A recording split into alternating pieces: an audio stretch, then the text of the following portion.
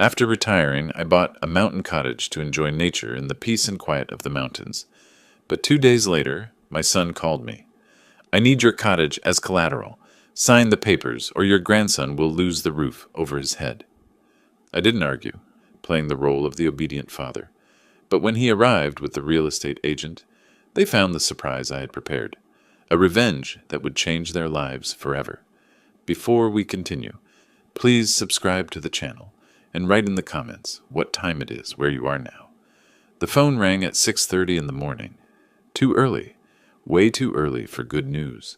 I fumbled for it on the nightstand, still groggy from unpacking boxes until midnight.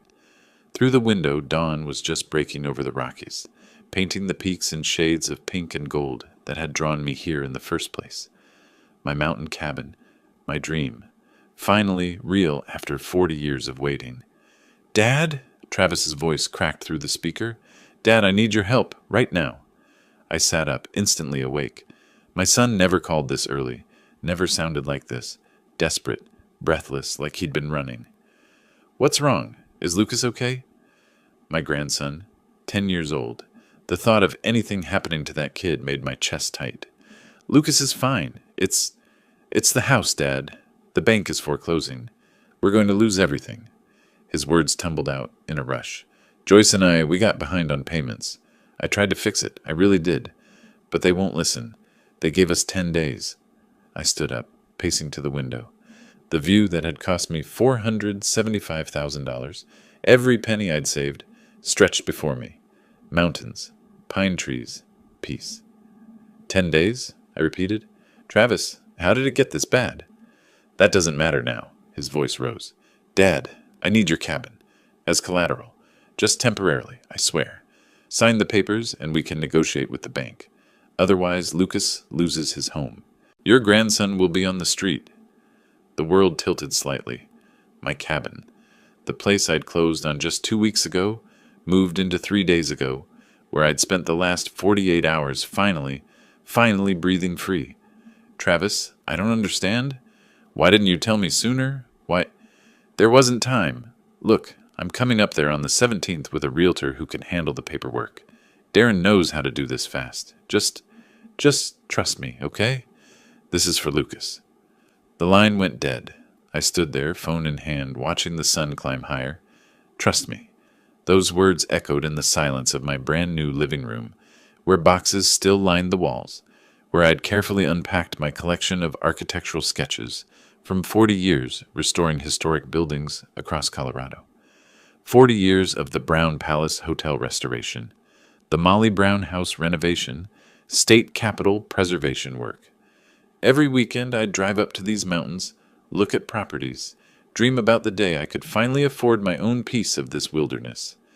And now, after 2 days of actual peace, my son needed it as collateral. I thought about Travis as a kid, bright-eyed, curious, the way he'd sit on job sites with me, asking questions about load-bearing walls and foundation work, how he'd wanted to be an architect too until he'd changed his mind in college. College I'd paid for. $120,000.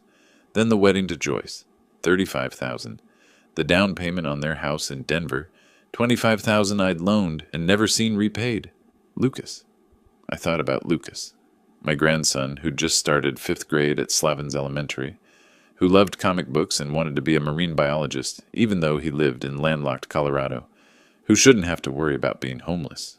My phone buzzed. A text from Travis. "I know it's a lot to ask, but you're the only one who can help us. Please, Dad." I looked around my cabin, the one at 847 Wilderness Road, Breckenridge, Colorado, 80424, Summit County, where conservation easements were common and property rights were taken seriously, where I'd specifically chosen this location because of its legal protections. Something nagged at me. Something about the timing, about the desperation in Travis's voice, about Joyce, who I'd maybe heard speak to me directly 3 times at family gatherings, always looking at her phone, always somewhere else to be. But Lucas, that kid deserved better than whatever mess his parents had created. I made coffee. Strong. Dark roast from Daylight Donuts on Main Street, where I'd stopped yesterday to grab breakfast. The owner, an older woman named Ruth, had welcomed me like I'd lived here for years. "You're in the old Henderson place," she'd said. "Beautiful spot. You'll love it here." I'd met my neighbor, too, Bob Davidson, retired lawyer, late 60s, with a friendly handshake and an offer to show me the best hiking trails. We'd talked for an hour on his porch, and he'd mentioned how property law in Colorado protected homeowners, especially retirees. How there were ways to safeguard your assets if you knew what you were doing. The coffee burned my tongue. I barely noticed. 10 days, Travis had said. He'd arrive on the 17th. That gave me just over a week to figure out what was really happening. Because in 40 years of architectural work, of dealing with contractors, lawyers, city officials, permit applications, and building codes, I'd learned one crucial lesson. When someone pushes you to sign papers quickly, you slow down and read the fine print. I thought about calling Travis back, asking more questions, demanding details about the mortgage, the bank, the foreclosure timeline. But something stopped me. Instead, I sent a simple text. "We'll talk when you get here. I'll help however I can." Because I would help. I always had. That was what fathers did. But I'd also spent 40 years learning how to protect structures from collapse, how to preserve what was valuable, how to recognize when a foundation was rotten before it brought the whole building down. The sun rose higher. The mountains watched, ancient and patient. And I stood in my cabin holding my coffee, feeling the weight of a choice I hadn't even fully understood yet.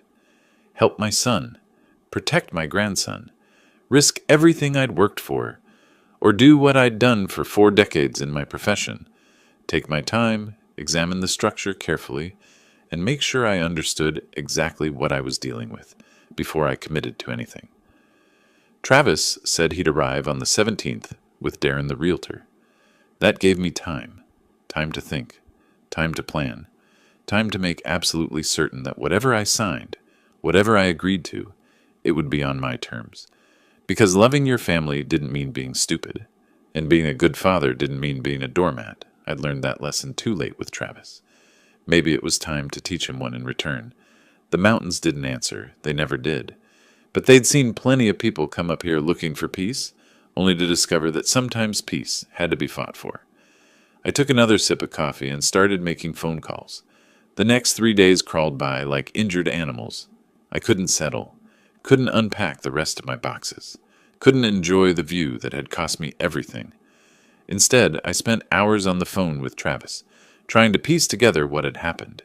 Each conversation left me more confused than the last. "It's complicated, Dad," he kept saying. "The mortgage got behind. Some unexpected expenses. You know how it is." But I didn't know. That was the problem. Travis worked as a sales manager at Premier Auto Group on South Broadway in Denver. Decent money. Joyce had her marketing job at some agency downtown. They lived in a nice neighborhood off 6th Avenue. Nothing extravagant. Where had the money gone? "How much are we talking about?" I asked during our second call. A pause, long enough to make my stomach drop. "The arrears? About $43,000. $43,000. Behind on a mortgage. How did someone get that far behind without asking for help sooner?" "Travis, that's—" I stopped myself. Getting angry wouldn't help Lucas. "Okay, walk me through the collateral process. What exactly does Darren need from me?" "He'll explain everything when we get there. Just basic paperwork, quick and clean." His voice brightened artificially. "You won't lose anything, Dad. I promise. It's just to show the bank we have assets. Once we catch up on payments, we release the collateral. Simple." Nothing about this felt simple.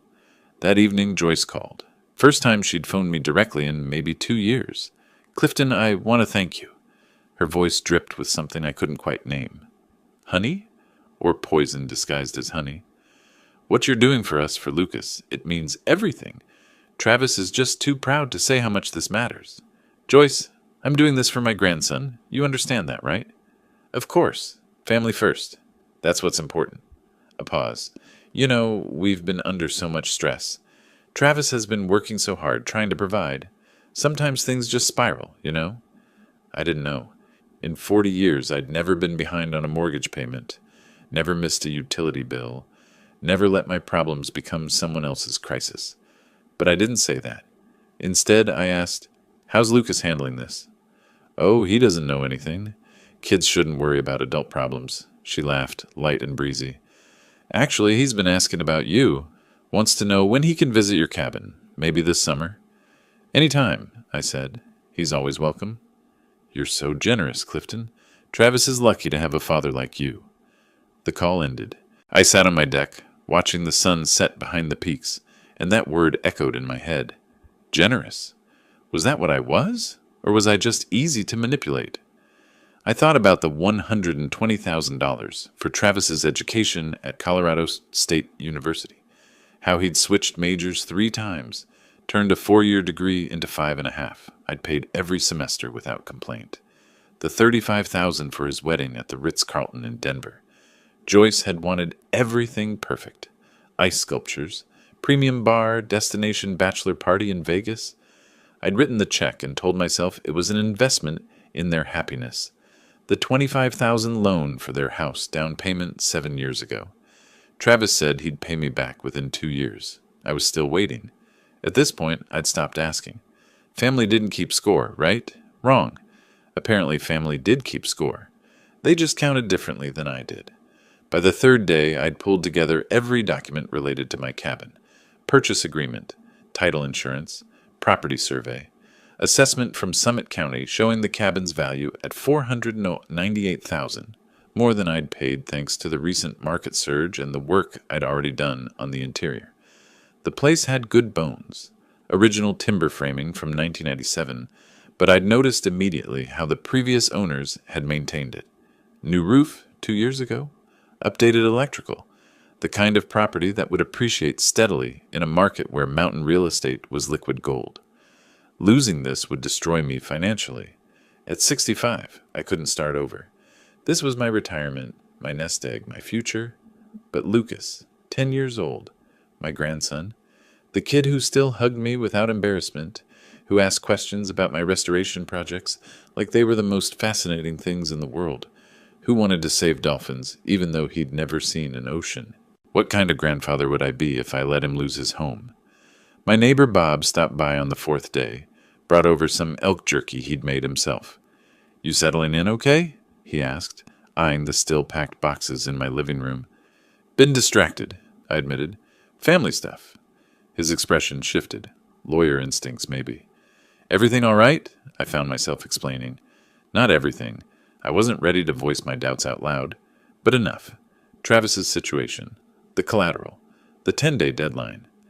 Bob listened carefully, chewing jerky. When I finished, he was quiet for a long moment. You know about life estates? He finally asked. Vaguely. Property law isn't my specialty. Might want to look into them. And conservation easements. Colorado has specific protections for retirees who are vulnerable to financial exploitation, especially from family members. He held my gaze. Not saying that's what's happening here. Just saying it pays to be informed. After he left, I sat with his words. Financial exploitation. From family. The phrase felt like acid. No. Travis wouldn't. He was desperate, not malicious. There was a difference. But Joyce's voice on the phone replayed in my head. That sweetness. That gratitude. Everything about it felt rehearsed. I pulled up my laptop and started researching. Life estates, homestead exemptions, property protections under Colorado law. The more I read, the more I understood what Bob had been suggesting. Ways to protect myself, legal shields, safety nets. But using them meant I didn't trust my own son. Meant I believed he might actually try to take everything from me. The cabin creaked around me as temperature dropped with nightfall. Through the window, stars emerged over the mountains, sharp and cold and infinite. I thought about Lucas's laugh. Travis as a kid, before Joyce, before the wedding, before the money became more important than the relationship. I thought about every sacrifice I'd made, every check I'd written, every time I'd put their needs ahead of my own. And I made my decision. I'd sign the papers. I'd trust my son. I'd help my grandson. But I'd also spend the next few days learning everything I could about property law in Summit County, Colorado. Just in case. Not because I didn't trust Travis, because I'd spent 40 years in architecture learning one fundamental truth. Hope for the best, but always reinforce the foundation, just in case. 2 days later, I needed groceries. The cabin's pantry was still mostly empty, and I'd been living on coffee and Bob's elk jerky. Time to stock up properly. I drove down the mountain into Breckenridge, windows open, pine-scented air rushing through the truck. For the first time since Travis's call, I felt almost normal. Research had eased my mind. Colorado law protected homeowners in surprising ways. Life estates, homestead declarations. Even if worst came to worst, I had options. Trust, but verify. That was my new motto. City Market sat on the south end of Main Street, but I spotted Mountain Java on the way and decided caffeine came before groceries. The Caf occupied a converted Victorian house, all exposed brick and reclaimed wood. My kind of place. The architect in me appreciated the restoration work someone had done. Original crown molding, refinished hardwood floors, modern fixtures that didn't clash with the historic elements. Inside, maybe a dozen people scattered at tables. I ordered a large dark roast from a barista with purple hair and multiple piercings. While waiting, I scanned for a seat. Most tables were taken, but a corner booth sat empty, partially hidden by a decorative partition. Old barnwood, nicely weathered. Perfect. I settled in with my coffee and phone, checking email. Behind me, on the other side of the partition, 2 women talked, loud enough to hear clearly. I wasn't trying to eavesdrop. The partition just didn't do much for sound. Then I heard my name. "Clifton bought this cabin with literally all his money," one voice said, Joyce's voice. That same honey-sweet tone from our phone call. "Travis says it's worth like 500 grand, maybe more. Once the old man signs the papers, we give it a month, then sell. Pay off Travis's mess and still have plenty left over." My hand froze halfway to my cup. "Wait, I thought this was about foreclosure." Another woman, younger, uncertain. "You said the bank was taking your house." Joyce laughed. Actually laughed. "Please, that's the story we told Clifton. Needed something dramatic, you know? Make him feel guilty. The grandson angle really sealed it." A pause. "We're not losing the house. We're just drowning in Travis's poker debts. $85,000 because my husband can't stay off online casinos. His salary barely covers minimums anymore." "Joyce, that's..." The friend sounded uncomfortable. "That's really manipulative?" "It's survival, Rachel. Clifton's been sitting on retirement money for years while we're struggling. He owes Travis anyway after making him grow up with barely anything. This cabin? It should have been ours from the start." Something cold crystallized in my chest. Not anger, not yet, just absolute clarity. "What about the Collateral story? Won't he figure it out?" "There is no collateral. It's a straight sale. We already have a buyer lined up, some California tech guy who wants a mountain retreat. Travis's realtor friend Darren is handling everything. Soon as Clifton signs the deed over, we're done. Old man will be back in some Denver apartment before he realizes what happened." "That's... Joyce, I don't know about this. Don't be so dramatic." Ice cubes rattled in a glass. Iced latte, probably. Joyce always ordered those. Clifton had his whole life to make money. We're in our prime. We deserve this. I sat perfectly still. Years of site inspections had taught me patience. When you found structural damage, you didn't react immediately. You documented, you analyzed, you planned your response. Behind the partition, Joyce's conversation shifted to vacation plans, somewhere tropical, once the cabin money came through. I stood slowly, left cash on the table, and walked out. They never saw me. I'd parked around the corner anyway. Inside my truck, I gripped the steering wheel. $43,000 in mortgage arrears. That had been the number Travis gave me. But Joyce just said $85,000 in poker debts. The math didn't add up because none of it was real. My son, the kid I'd raised alone after his mother left, the boy I'd worked double shifts to put through college, had looked me in the eye and lied. Not a small lie. Not a desperate exaggeration. A calculated, premeditated scheme to steal everything I owned. And Joyce. That phone call thanking me, praising me, calling me generous. Pure theater. Every word scripted to make me feel noble about surrendering my future. I started the engine but didn't drive. Not yet. My mind worked through the timeline. Travis called 8 days ago. Said he'd arrive on the 17th. That gave them time to find their buyer, arrange the sale, make it look legitimate. Darren the realtor wasn't helping with collateral paperwork. He was facilitating theft. The cabin should have been ours from the start, Joyce's words echoed. Entitlement. Pure, crystallized entitlement. As if I hadn't already given Travis $180,000 over the years. as if 40 years of my labor belonged to them by default. I thought about Lucas, my grandson. They'd used him as bait, knowing I'd do anything to protect that kid, and Lucas probably had no idea. 10 years old, innocent, while his parents plotted to rob his grandfather blind. The anger arrived then, not hot and explosive, cold and precise. The kind of anger that builds foundations and restores structures, the kind that plans. I drove back to the cabin slowly, carefully, obeying every speed limit, thinking. Travis underestimated me. They both did. Thought I was some naive retiree, too trusting and too old to fight back. They'd forgotten, or never known, who I really was. 4 decades in architectural restoration meant I knew every contractor, every lawyer, every building inspector in Colorado's Front Range. I'd worked on historic properties worth tens of millions, had navigated Byzantine zoning laws, preservation societies, and landmark commissions. I knew how to build things, which meant I knew how to protect them. Bob's words from our conversation floated back. Life estates, conservation easements, Colorado's protections for vulnerable retirees. At the time, I'd researched them as insurance. Now they became weapons. Back home, I pulled out my phone, found the number I needed. Stephen Marks, attorney. We'd worked together on the Brown Palace Hotel restoration, navigating deed restrictions and historic preservation requirements. Sharp mind, sharper ethics. If anyone could help me protect my property while teaching my son a lesson, it was Stephen. He answered on the second ring. Clifton Woods. Haven't heard from you in months. How's retirement treating you? Complicated, I said. I need legal help. Family matter. How fast can you draw up a life estate deed? For your mountain property? Day or two if we move quickly? A pause. What's going on? I told him. Everything. The phone call, the fake foreclosure, the overheard conversation at Mountain Java. Stephen listened without interrupting. Lawyer skill, and when I finished, he was quiet for several seconds. They're trying to commit elder financial abuse, he finally said. Colorado takes that seriously. We could pursue criminal charges. No. My voice came out flat. No police. No prosecutors. I want something more elegant. Elegant? I want to protect my property in a way they can't undo or contest, and I want them to understand exactly what they tried to do. I looked out at the mountains, at the cabin I'd dreamed about for 40 years. They think I'm an easy mark. Time to educate them otherwise. Stephen made a sound that might have been approval.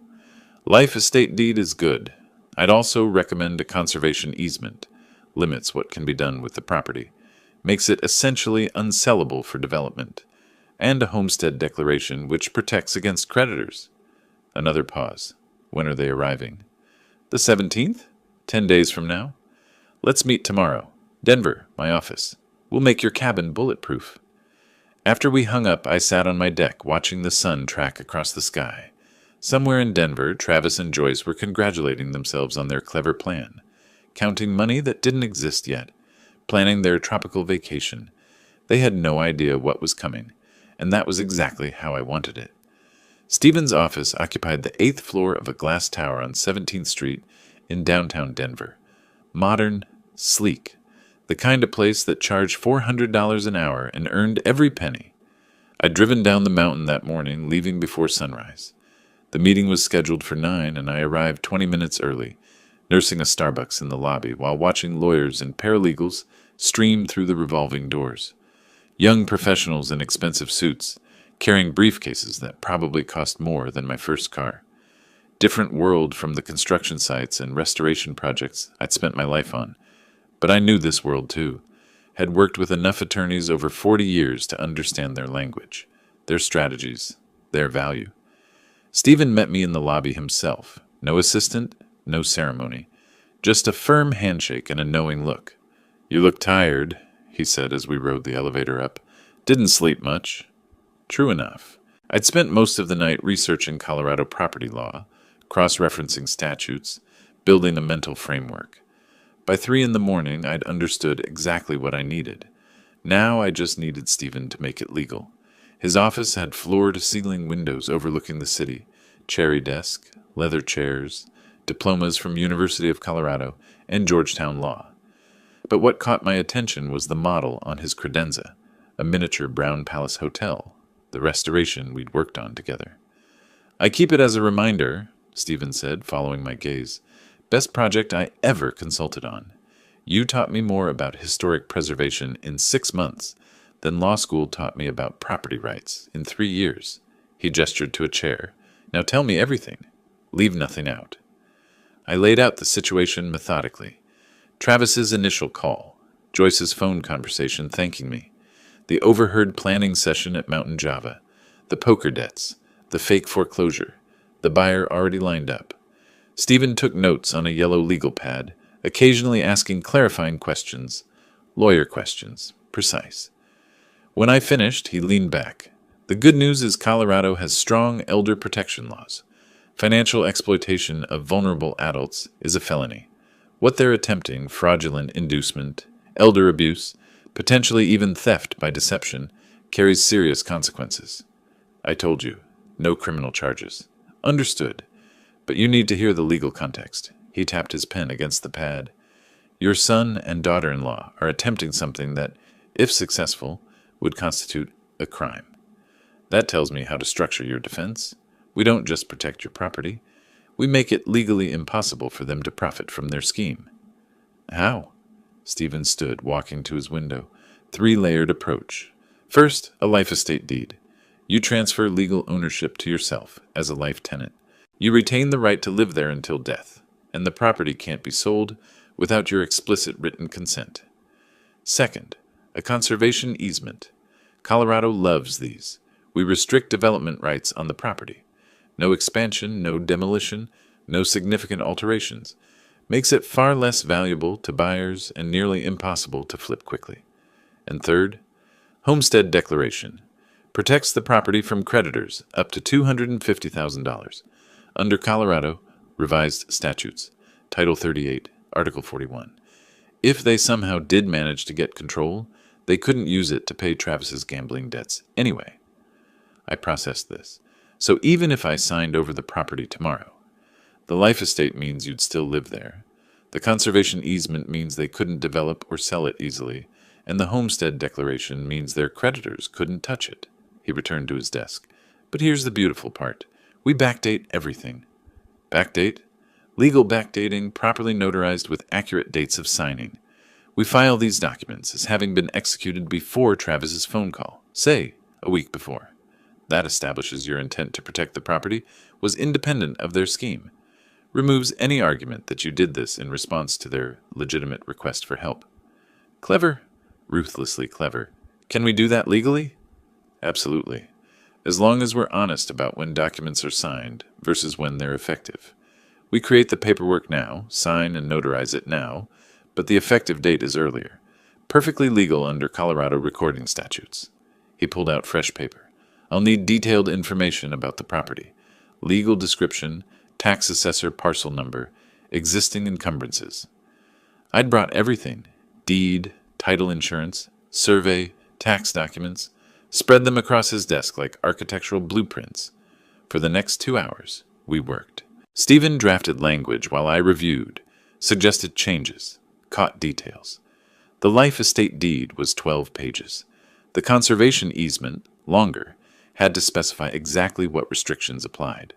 Homestead declaration was simpler, just 3 pages of statutory language. Who holds the conservation easement? I asked. Don't we need a land trust? Colorado Headwaters Land Trust. I've worked with them before. They'll accept the easement as a donation. You get a tax deduction, they get another protected property in Summit County. Win-win. He glanced up. This also means any buyer would have to deal with the land trust. Good luck explaining to them why you're trying to sell property your elderly father just placed in conservation. By noon, we had drafts. Stephen scheduled a notary for the afternoon. His paralegal could handle it. Then we discussed the appraisal. You said the cabin's worth more than you paid? Stephen asked. I think so. Original timber frame construction, professionally maintained, prime location. Plus, I've already done some restoration work on the interior trim. Original craftsman details that are rare now. Get it appraised. Professional appraisal, not just a market analysis. If the property is worth significantly more than your purchase price, that strengthens our position. Shows this was a sophisticated investment, not just a desperate retiree's last asset. I called an appraiser I knew from the restoration world. Patricia Henderson specialized in historic and unique properties. She could visit the cabin in 3 days, have a report within a week. Perfect timing. I'd have ammunition before Travis arrived. The notary arrived at 2:30. Short woman, efficient. We signed everything. Stephen had prepared the documents with effective dates of a week prior, before Travis's call, but after my cabin purchase. Everything legal, everything documented, everything bulletproof. These go to the Summit County Clerk and Recorder's office tomorrow, Stephen said, handing me copies in a leather portfolio. 48 hours to process. By the time your son arrives, they'll be part of the public record. Irrevocable. I held the portfolio, felt its weight. This feels like overkill. It's appropriate kill. Stephen's expression hardened. Clifton, your son tried to manipulate you using your grandson as bait. His wife discussed your cognitive abilities like you were a child. They deserve to understand that underestimating someone's intelligence is a mistake with consequences. Outside, Denver sprawled beneath a cloudless sky. I drove back to Breckenridge slowly, portfolio on the passenger seat, stopped at Bob's house on the way to my cabin. He answered the door with reading glasses perched on his nose, holding a paperback. "Got a minute?" I asked. Over coffee on his deck, I explained what I'd learned, what I'd done. Bob listened with the focused attention of someone who'd spent decades in courtrooms. When I finished, he smiled, not happy but satisfied. "Life estate, that's perfect. Your son's going to walk into a legal mousetrap." He sipped his coffee. "You know what's going to happen when he realizes, right? He'll be angry. More than angry. He'll feel betrayed. Ironic, given what he was planning. But that won't matter to him." Bob met my eyes. "Are you ready for that?" Was I? I thought about Travis at 8 years old, helping me sand baseboards on a restoration project. At 15, sullen and distant. At 25, asking for money again. At 38, scheming to rob me. "I'm ready," I said. Back at my cabin, I organized everything into a folder. Life estate deed, conservation easement, homestead declaration, copies ready for Travis and Joyce when they arrived. A welcome package, Stephen had jokingly called it. Proof that their clever plan had been dead on arrival. They'd arrive in 6 days. 6 days for me to finalize everything. Get the appraisal. Review my strategy. Prepare for their reaction. 6 days before Travis learned that his old man wasn't quite as stupid as they'd assumed. The days passed in a blur of preparation. Patricia Henderson arrived with her camera and measuring tape, spent 3 hours documenting every detail of the cabin. Original timber framing, hand-carved corbels, period-appropriate hardware I'd restored myself. Her report came back showing a market value of $520,000, $45,000 more than I'd paid. Stephen had been right. The appraisal added weight to everything. Travis texted twice. Casual check-ins. "Still good for the 17th? And really appreciate this, Dad." Each message felt like sandpaper against my skin. I responded simply, "See you then." The 17th arrived. I woke early, made coffee, arranged the folder on my dining table. Everything organized. Life estate deed with the Summit County recording stamp. Conservation easement with the Colorado Headwaters Land Trust signature. Homestead declaration, Patricia's appraisal. All of it legally filed, publicly recorded, absolutely binding. They arrived at 2 in the afternoon. 3 vehicles. Travis's Audi first, followed by Joyce's Lexus, then a silver BMW. The Realtor, presumably. I watched from my window as they parked, as Travis emerged wearing khakis and a polo shirt like he was headed to a country club. Joyce stepped out in designer sunglasses, checking her phone. The third person, tall, early 40s, expensive suit, carried a leather briefcase. Travis spotted me on the deck. Waved. Big smile. "Dad, thanks for doing this." They climbed the steps. Travis hugged me. Felt wrong, like embracing a stranger wearing my son's face. Joyce kissed my cheek, perfume overwhelming. "Such a beautiful place, Clifton. You have excellent taste." The Realtor extended his hand. "Darren Kowalski, Summit Realty Group. Pleasure to meet you, Mr. Woods. Travis has told me so much about you." I bet he had. "Come inside," I said. Calm. Pleasant. Channeling 40 years of dealing with difficult contractors and demanding clients. Never show weakness. Never reveal your hand too early. They settled around my dining table. Darren immediately opened his briefcase, pulling out documents.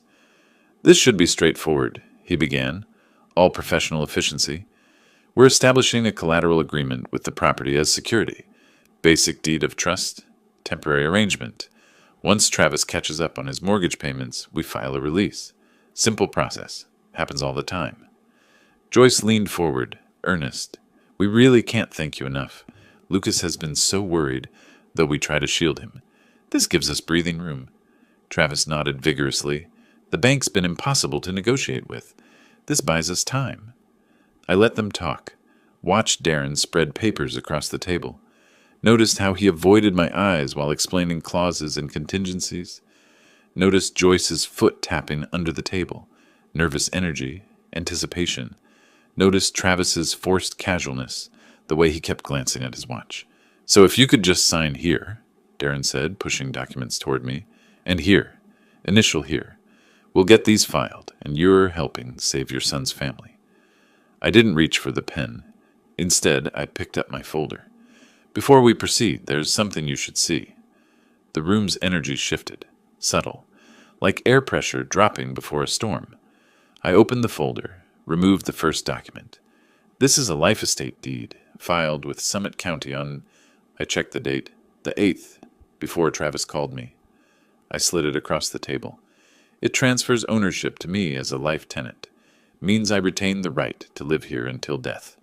More importantly, the property cannot be sold without my explicit written consent." Darren picked it up. "Read." His expression changed from professional confidence to professional concern in about 5 seconds. "There's more." I pulled out the conservation easement. "This restricts development rights on the property. No expansion, no demolition, no significant structural changes. Filed with the Colorado Headwaters Land Trust. Permanent and irrevocable. Makes the property far less attractive to buyers looking to flip or develop." Joyce's foot stopped tapping.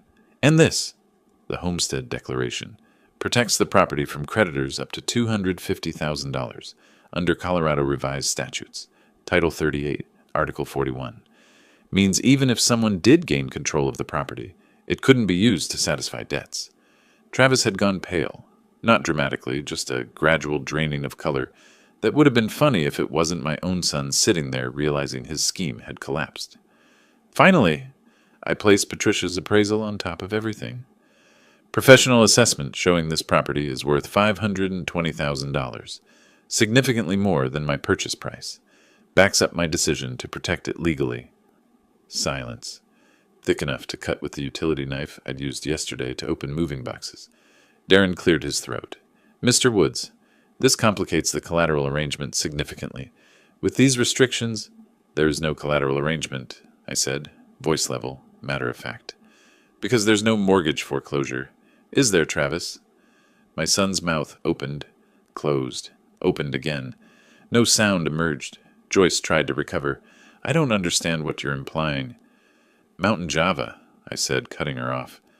10 days ago, around 11:30 in the morning, you were talking to your friend Rachel, discussing how you planned to sell my cabin to pay Travis's $85,000 in poker debts." I turned to Travis, "Funny how that number is almost double the mortgage arrears you told me about." The color that had drained from Travis's face returned as bright red splotches on his cheeks. Joyce's carefully maintained composure cracked like thin ice. "You were spying on us?" she said, voice rising. "I was buying coffee. You were loud." I looked at Darren, who'd gone very still. "And you? How much commission were you expecting from this sale? 15,000? 20? Must be disappointing to realize the property you were planning to flip is legally untouchable." Darren gathered his papers with jerky movements. "I think there's been a misunderstanding. I was simply trying to help. You were facilitating elder financial abuse. That's a felony in Colorado." I let that hang in the air for a moment. "I'm not pressing charges, not against any of you, but I want to be very clear about what almost happened here." Travis found his voice. "Dad, listen." "No." The word came out harder than I'd intended.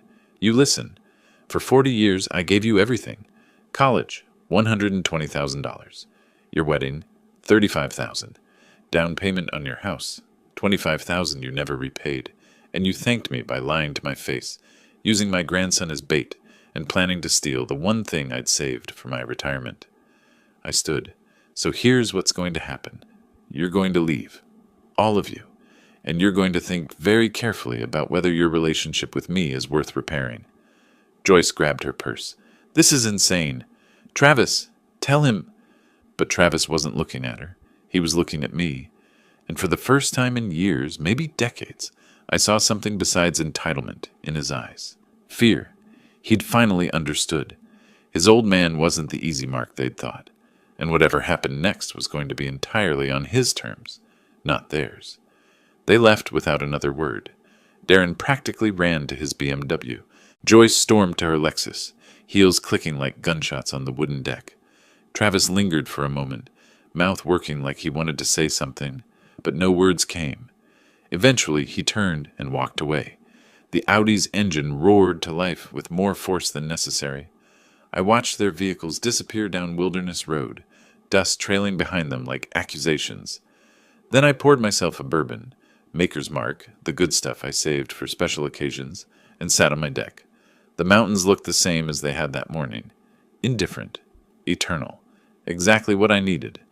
Bob appeared an hour later, crossing through the trees between our properties. Saw the convoy leave, he said. Quick meeting. Very quick. I offered him the bourbon bottle. He accepted. How'd they take it? About as well as you'd expect. Shock, denial, then retreat. I swirled my glass. The Realtor looked like someone had stolen his commission, which I suppose I had. Bob chuckled. That life estate deed is a work of art. Simple, elegant, completely bulletproof. Your lawyer knows his stuff. 40 years working with attorneys teaches you who's competent and who's just expensive. We sat in comfortable silence as the sun tracked lower. Eventually Bob headed home, and I was alone with my thoughts and my bourbon and my legally protected cabin. The peace lasted exactly 3 days. Then the dominoes started falling. Bob stopped by again, this time with news. Saw something interesting at King Soopers this morning. Your daughter-in-law was in the parking lot of Premier Auto Group, having what looked like a very public argument with your son. Lots of hand gestures. She drove off fast enough to leave rubber on the pavement. I could picture it. Joyce's carefully cultivated image cracking in a grocery store parking lot, while Travis's co-workers watched through the dealership windows. Public scene? Spectacular. Half the lot could hear her yelling something about gambling and lies. Bob's expression was carefully neutral, but I caught the hint of satisfaction. Small towns. Word travels. Word did travel. Over the next week, I learned through various channels. Bob's wife, who knew someone who knew Joyce's friend Rachel, who apparently felt guilty about the whole affair, that Joyce had reached her breaking point. The failed cabin scheme was bad enough, but then the creditors started calling. Collection agencies, lawyers representing online casino companies. Travis owed money to multiple gambling sites, some offshore. The calls came at all hours, to their home phone, to Joyce's cell, to Travis's work number. That last one was the breaking point for Premier Auto Group. Travis's boss, a man named Richard Connolly, apparently valued discretion. Sales managers weren't supposed to have debt collectors calling the showroom, asking for payment on $20,000 gambling debts. Bad for the dealership's reputation, bad for customer confidence. Travis got a warning, then another. Then he was placed on administrative review, which was corporate speak, for we're documenting reasons to fire you. Joyce filed for divorce on a Wednesday. I learned about it from Stephen, who'd kept his ear to the legal community. Your daughter-in-law retained Baker & Associates. They're not cheap. Filing cites irreconcilable differences, but I heard from a paralegal friend that the real issue is financial infidelity. Apparently, Travis hid the extent of his gambling from her until recently. Recently meaning when their scheme to steal my cabin failed? Precisely. Stephen sounded amused. She's also requesting sole custody of your grandson, citing Travis's gambling addiction as evidence of instability. Smart move. Protects the kid and makes Travis look even worse. Lucas. I'd been trying not to think about him. 10 years old, caught between parents who were imploding. That kid deserved better than what he was getting. Travis called me on a Friday evening. I almost didn't answer. But curiosity won. Travis. Dad.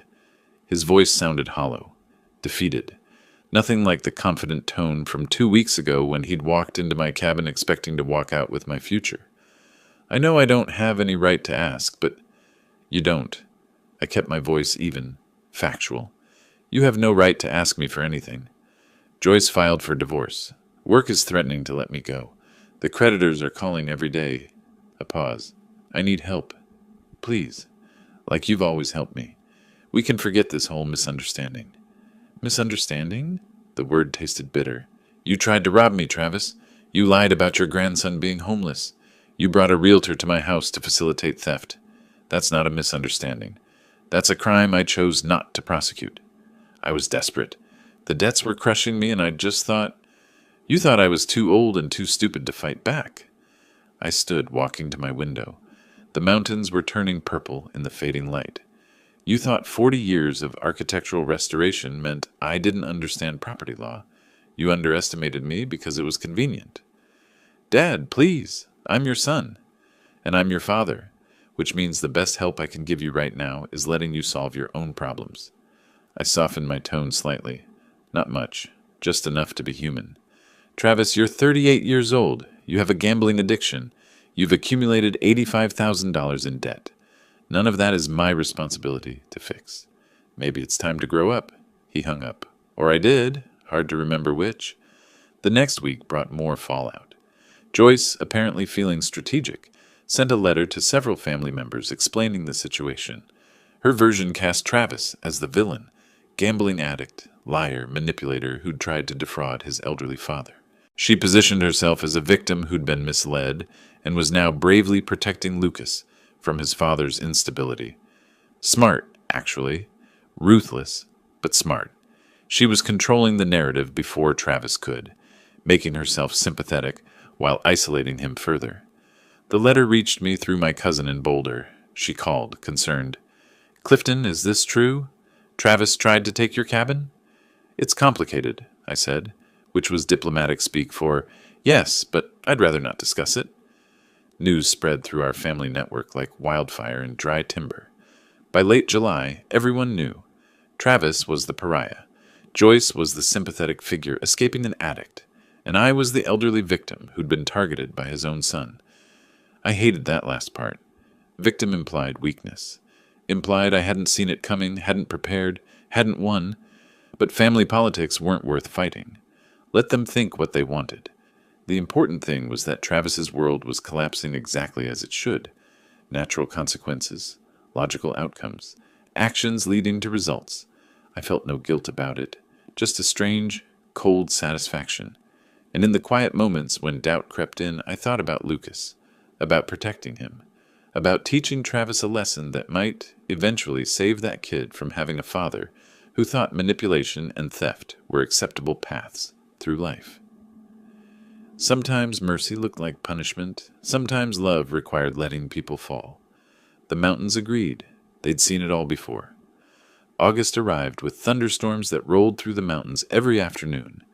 I was refinishing the deck, something to keep my hands busy while Travis's world continued its spectacular collapse. When Stephen called, "Your son filed a petition to contest the life estate deed," he said without preamble. "Claims you were mentally incompetent when you signed it. Alleges undue influence from me and your neighbor, Bob." I set down my sandpaper. He what? It's a Hail Mary.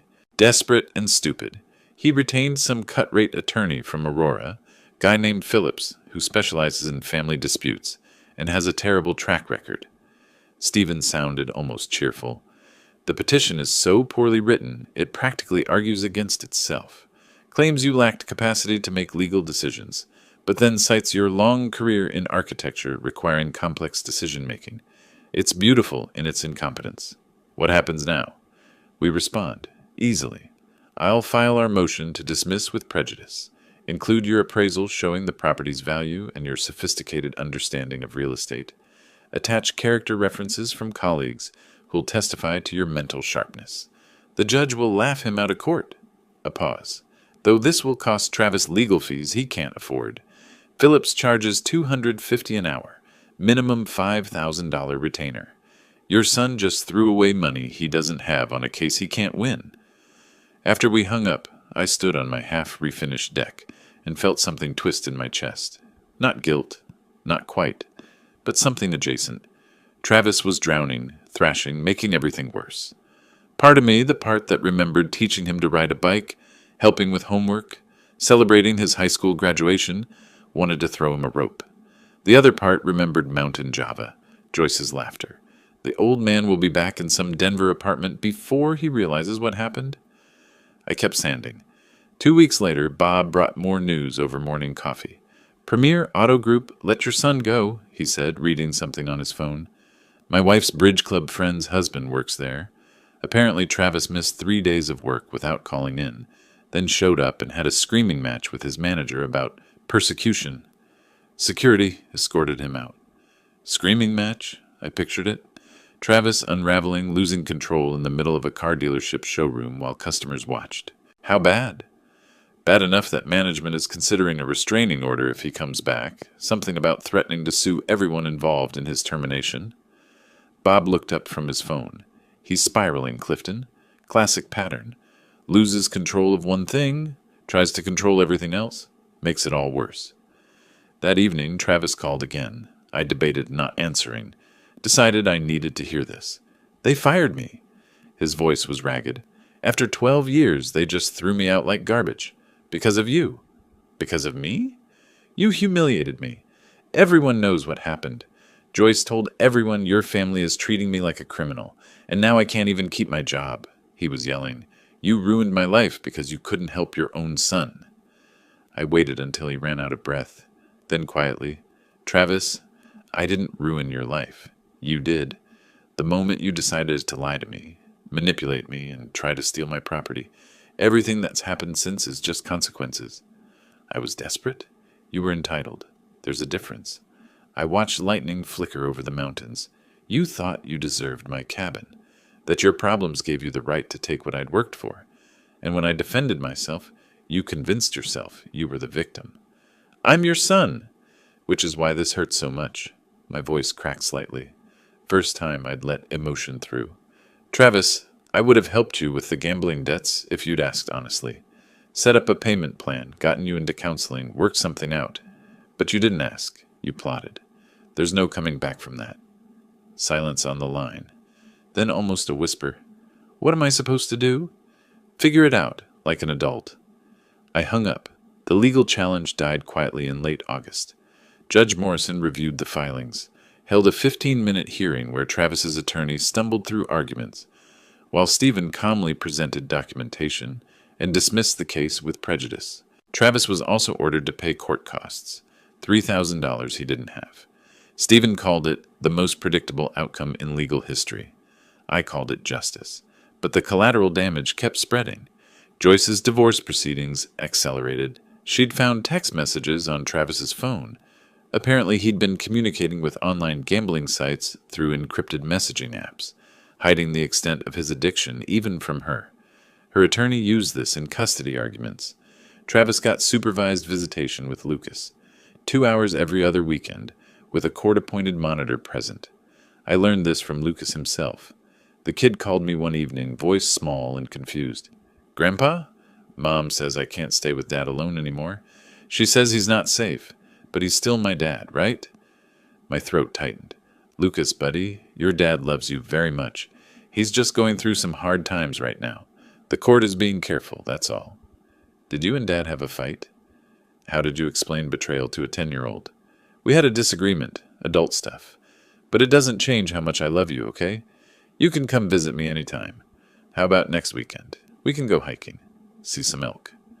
Really? His voice brightened. Mom says you have a really cool cabin now. The coolest. I'll pick you up Saturday. After we hung up, I sat with the weight of it. Lucas was the innocent casualty here. None of this was his fault, but he was paying the price anyway. Children always did when parents self-destructed. That weekend, Lucas came up to the cabin. Joyce drove him, stayed just long enough to verify I was who I said I was, as if she hadn't known me for 15 years, then left without a word. Lucas and I hiked the Burro Trail, saw 3 elk and a family of deer, ate sandwiches on a rock overlooking a valley that stretched to forever. Dad's really sad. Lucas said between bites of his turkey sandwich. He cries sometimes. Mom won't talk to him except through lawyers. I didn't know what to say to that, so I just nodded. Are you mad at him?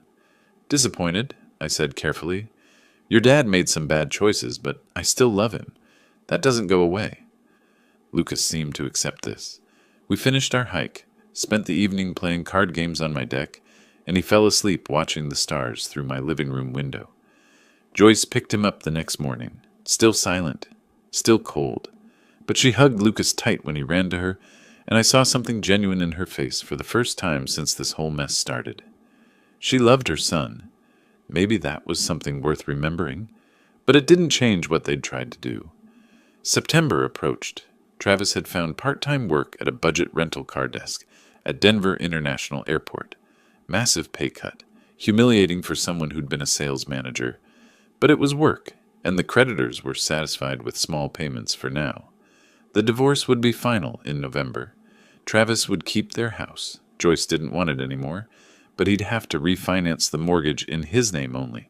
Assuming any bank would lend to someone with his credit situation, his life was in pieces.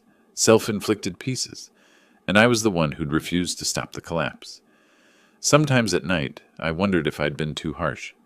Then I remembered Joyce's voice in that calf, the calculated cruelty, the entitlement, and I slept just fine. Mid-September brought snow to the high peaks. I was inside working on a woodworking project, building Lucas a toy chest from reclaimed barnwood, when I heard tires on gravel. Not Bob's truck, different engine. I looked out the window and saw Travis's Audi, dustier than I remembered. Dented passenger door. The car that used to be pristine now showed signs of neglect. He climbed out slowly. Thin. When had he gotten so thin? His polo shirt hung loose, and the confident swagger was gone, replaced by something hunched and defeated. I met him on the deck. Didn't invite him in. Not yet. Dad! His voice cracked on the word. Can we talk? Please, just 5 minutes. Against my better judgment, I nodded toward the chairs. We sat. Silence stretched between us like a chasm. I lost everything, he finally said. Joyce is taking the house in the divorce settlement. Her lawyer found some clause I didn't understand. The gambling debts are killing me even with the payment plans. I'm working at an airport rental desk, making $15 an hour. He looked at his hands. I know I don't deserve your help. I know what I'd tried to do was unforgivable.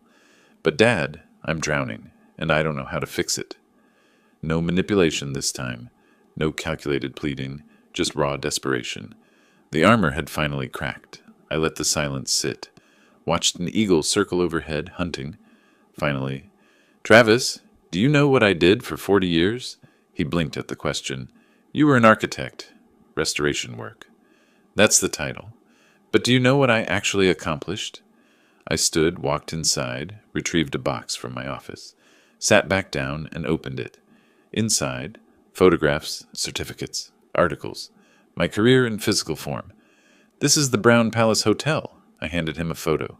Historic building, grand lobby, restored to 19th century glory. I led the restoration team in 2012. $15 million project. We won the National Register of Historic Places recognition for excellence in preservation. Another photo. The Molly Brown House. I personally rebuilt the third-floor balustrade using period-appropriate techniques. Took me 8 months to get it right. Travis studied the images like he'd never seen them before. Maybe he hadn't. I'd never forced him to look. State Capitol Dome Restoration 2016. The gold leaf work. I consulted on the metallurgy and application process. Met with the governor 3 times. I pulled out a framed certificate. Colorado Preservation Award 2018. Highest honor in the state for historic architecture.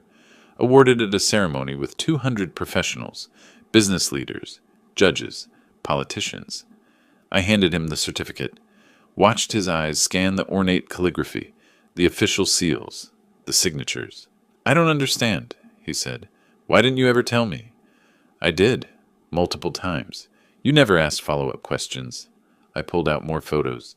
That's the lieutenant governor cutting the ribbon at the Capitol project. That's me with the director of the Colorado Historical Society. That's me speaking at the Denver Architecture Conference in 2019. I leaned back. Travis, I know every major contractor in the Front Range, every building inspector, Every zoning attorney. I've worked with judges who specialize in property law. When you walked into my cabin with that realtor, planning to steal my property, you weren't dealing with a confused retiree. You were dealing with someone who'd spent 4 decades navigating the most complex property transactions in Colorado. His face had gone pale. Again, I was getting used to that look. But you never... He struggled for words. You always seemed so... normal. Regular job, regular house. You drove a 10-year-old truck. Because money wasn't the point. I gathered the photos back into their box. I chose projects for their historical significance, not their profitability. I could have made 3 times what I did working for developers building luxury condos. But I wanted to preserve history, not destroy it for profit. I met his eyes. And I wanted you to respect me for who I was as a person, as a father, not for my achievements or connections. So I downplayed them, kept them quiet. I never knew. Genuine shock in his voice. All these years, I thought you were just a regular guy who fixed old buildings. I was a regular guy who fixed old buildings. Those buildings just happened to be incredibly important, and the work required expertise that very few people possess. I closed the box. When you called asking for the cabin as collateral, I knew immediately something was wrong. People in my profession don't make snap decisions about property. We research, we verify, we protect our assets with every legal tool available. Travis sat very still, processing, recalculating everything he thought he knew about his father. The conservation easement, he said slowly. The life estate deed. That wasn't just luck or good advice. You knew exactly what you were doing. From the moment I overheard Joyce at Mountain Java, I allowed myself a thin smile. You underestimated me because I let you. That was my mistake. I taught you that competence was something to hide instead of celebrate. Made myself smaller so you wouldn't feel intimidated. I'm so sorry, his voice broke. Not just for the cabin, for never seeing you, for treating you like an ATM, for bringing Joyce into your home to lie to your face. Tears now, running down his cheeks. 38 years old and crying like a child. I was so arrogant, so entitled. I thought I deserved everything you had because I was your son. I never earned any of it. I wanted to be cold, wanted to keep the walls up, but something in his collapse felt genuine. Real remorse, not strategic tears. What do you want from me, Travis? Nothing. He wiped his eyes. I don't deserve anything. I just wanted you to know I finally understand what I did, who you are, what I threw away. He stood. Thank you for showing me these. I should go. Sit down, command in my voice. He sat. I said I wouldn't give you money. I meant it. But I can give you something else. What? A path forward, on my terms. I leaned forward. First, you get help. Real help. Gamblers Anonymous, therapy, weekly, documented. Second, you start making things right. Small payments to your creditors. $500 a month to me for that $25,000 loan. Formal payment plan, legally binding. Third, you rebuild your relationship with Lucas. Not because the court requires it, but because he deserves better than what you've shown him. Travis nodded, desperate agreement. And fourth, I held his gaze. You acknowledge what you tried to do. Publicly. To the family. Own it completely. No excuses, no justifications. Just the truth. I will. I'll do all of it. He meant it. I could hear it. Then we start over. New relationship, based on honesty and respect. Not on money or obligation. You willing to do that? Yes. No hesitation. We shook hands. Awkward. Tentative. But something real. Travis kept his word. First payment arrived a week later. Check for $500. Memo line reading, payment 1 of 50. Loan repayment.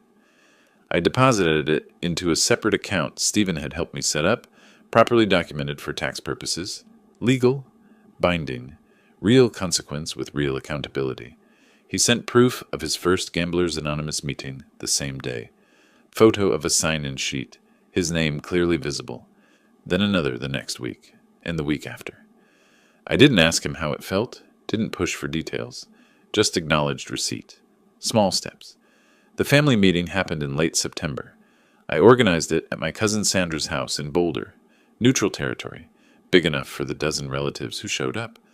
Travis drove in from Denver looking like he might vomit.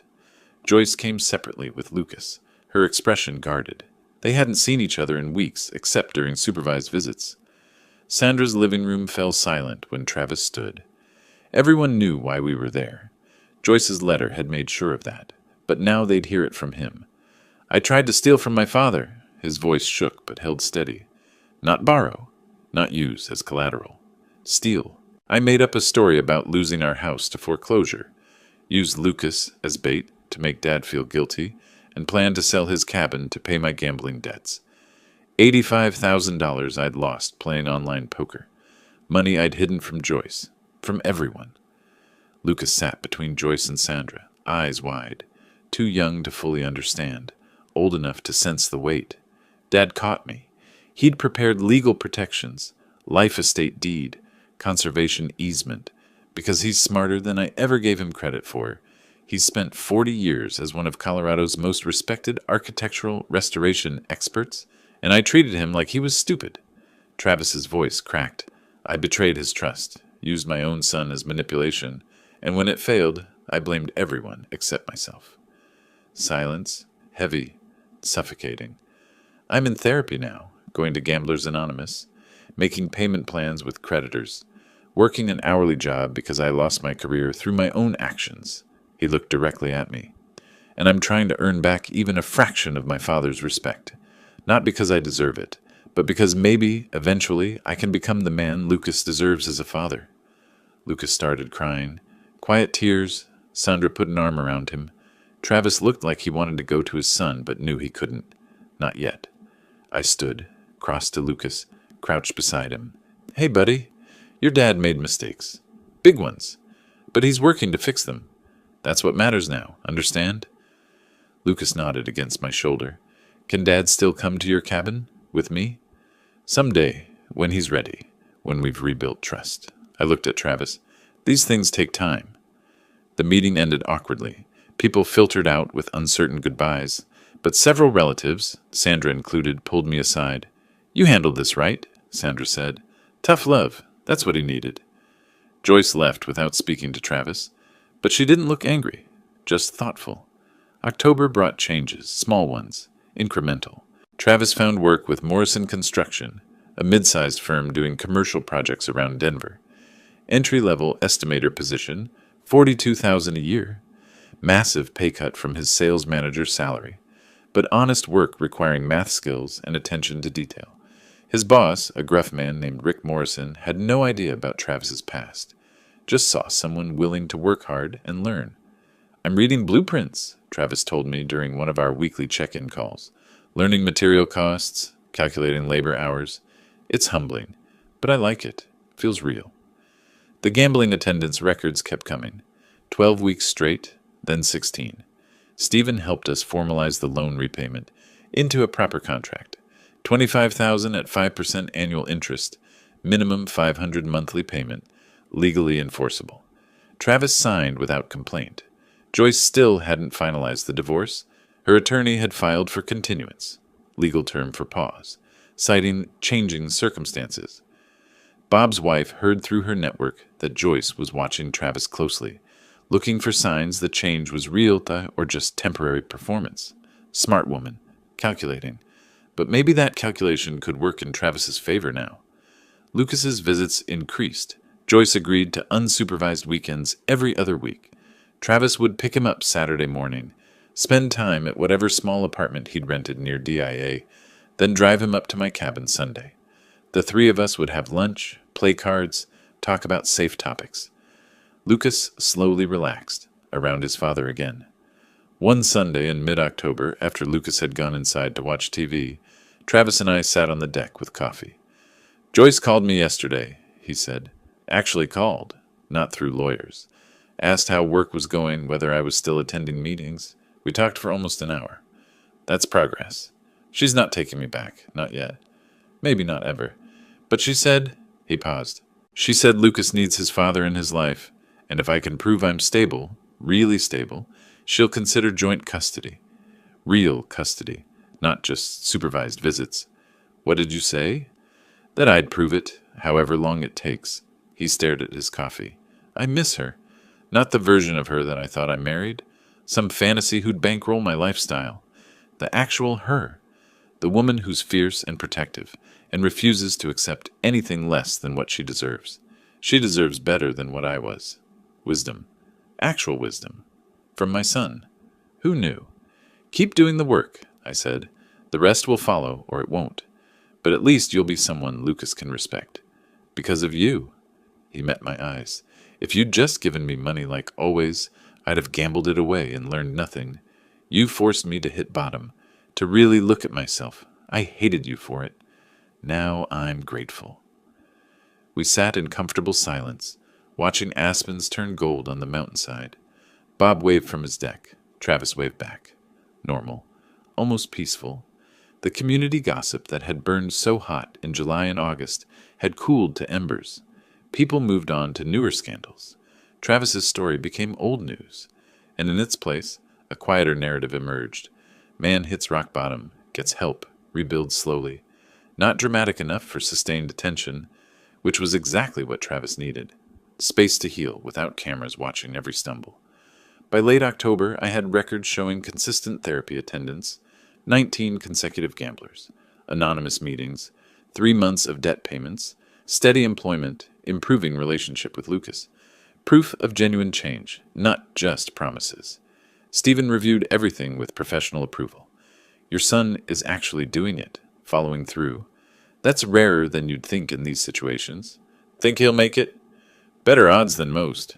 Stephen closed the file. You gave him structure without rescuing him. Made consequences real, but offered a path forward. Textbook intervention, except most people can't maintain that boundary with family. I thought about Joyce's laugh in Mountain Java, about the fear in Travis's eyes when his scheme collapsed, about Lucas crying at the family meeting, about second chances earned through sweat and humiliation and genuine remorse. He's my son, I said simply. I love him enough to let him fail, and enough to help him stand back up when he's ready to do it himself. Outside my window, early snow dusted the peaks. Winter approaching, season of rest and preparation. And maybe, just maybe, the season when broken things could begin to heal. The invitation surprised me. Travis called in late September. Dad, Joyce and I were wondering, could we come up to the cabin, together, with Lucas? We want to talk to you, properly. Joyce agreed to this? It was her idea, actually. He sounded nervous, hopeful. She's been watching me follow through on everything. The meetings, the payments, the job. She said we both owe you something. More than an apology. An acknowledgement. I picked a Saturday. September the 28th. Gave them the afternoon. Made chili, my specialty. The one thing Travis had always liked about my cooking when he was growing up. Set the table for 4. They arrived together. Same car. That detail mattered. Joyce driving, Travis in the passenger seat, Lucas in back with a backpack full of books and games. They climbed out slowly, uncertain, like visitors approaching a shrine they weren't sure they had permission to enter. Lucas ran ahead, hugged me. Grandpa, Mom says we're having family dinner, like a real family. Just like that, buddy. I ruffled his hair. Go put your stuff inside. Adults need to talk first. He disappeared into the cabin. Travis and Joyce stood on my deck, and for the first time since this whole disaster began, I really looked at them. Travis, thinner but healthier somehow, clear-eyed. Joyce, less polished than before. No designer sunglasses, minimal makeup, real. Come in, I said. We sat at my dining table, the same table where I'd exposed their scheme 4 months ago. Joyce noticed. I saw recognition flicker across her face. Travis pulled an envelope from his jacket. Payment number 5. He slid it across. $500, on time, every month. I'll keep doing it until the debt is paid in full, with interest. I took it, set it aside. That's not why you're here. No. Joyce spoke for the first time. Her voice had lost its honey coating. Just truth now, raw and difficult. Clifton, I need to say this. What we did, was unforgivable. I sat in a coffee shop and laughed about stealing from you. Called you the old man like you were a mark, not a person. Not Travis's father, who'd sacrificed everything for him. Travis picked up the thread. I lied to your face. Used Lucas as manipulation. Brought a realtor into your home to help me commit theft. And when you defended yourself, brilliantly, completely, I blamed you. Called you selfish. Said you ruined my life. His voice shook. But you didn't ruin my life. You saved it. Forced me to see what I'd become. What we'd become. I enabled him, Joyce continued. Pushed him toward you like you were a resource to exploit. I resented you for being just an architect when you could have made more money. Never understood that you chose meaning over profit. Chose integrity over wealth. Everything I claimed to value but didn't actually respect. Silence, heavy with truth. Why now? I asked. What changed? I watched him. Joyce looked at Travis. For 3 months, I watched him go to those meetings, work that airport job without complaint, make payments he could barely afford, show up for Lucas even when the court said he didn't have to. And I realized he wasn't performing. He was actually changing, becoming the man I thought I'd married. She turned back to me, and I realized I needed to change too. Stop being the woman who measured people by their bank accounts. Start being someone Lucas could respect. Travis reached across the table, took her hand, small gesture, significant. We're not asking for forgiveness, he said. We don't deserve it. We're asking for a chance to prove we understand what we did, to show you, over time, that we've learned, that we're different people than we were in June. I looked at them. These two people who'd plotted against me, who'd calculated my worth in property values and commission percentages, who'd underestimated me so completely they'd walked into a legal trap that destroyed their lives, and I saw genuine remorse, earned through consequences, through public humiliation and financial ruin and loss of everything they'd taken for granted. You're right, I said. What you did was unforgivable by any normal standard.